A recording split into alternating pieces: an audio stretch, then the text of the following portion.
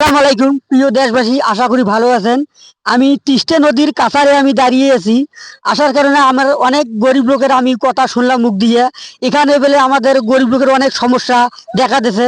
তবে আমি এই ভাইয়ের দেখা পাচ্ছি, এই ভাই কুচ করি।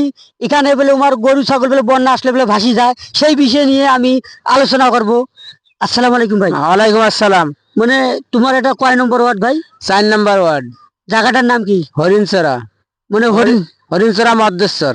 মানে তোমাদের ওখানে বলে আমি শুনলাম বলে বন্যা আসলে বলে গরু ছাগল বলে ভেসে যায়, হ্যাঁ, ভেসে যায়। মানে থাকার কোনো একটা আর আশ্রয় নাই। আশ্রয় নাই, মানে মধ্যেশ্বর ওখানে সবখানে সব সময় জন্য পানি, এবারে বেরি বাঁধেছে আরো পানি। পানি।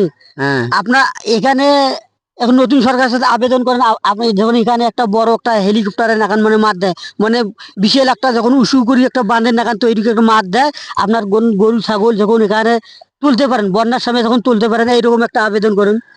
হ্যাঁ, আমাদের মাঝেশ্বর এলাকায় যদি একটা বড় একটা মাঠ উঁচু জায়গা করে একটা 10 ফিট উঁচু করে দেয়, তাহলে আমাদের গরু ছাগল আশ্রয় কেন্দ্রের জন্য খুব সুন্দর একটা সুবিধা হবে। ভাতটা নাদি খাওয়া যাবে।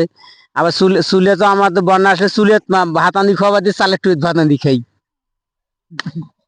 চাচা, তোমার কি মত? মানে ইমরা যে একটা আবেদন করলো, ওই ওই জিনিসটা এই শহরের মধ্যে আসলে কি তোমার সুবিধা না অসুবিধা? আমার ওই একমত। মানে ওই জিনিসটা তোমার চান, মানে মাঠটা চান চরের মধ্যে।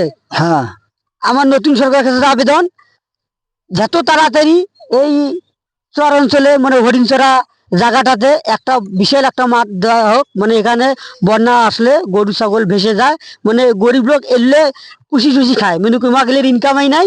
এমন নদী ভাঙা লোক গরু ছাগল এখন ঘুরি পালি খায়। যেও যদি নদীর পানিতে যদি ভাসি যায়, তাহলে তো এমন একটা মাঠে মরা।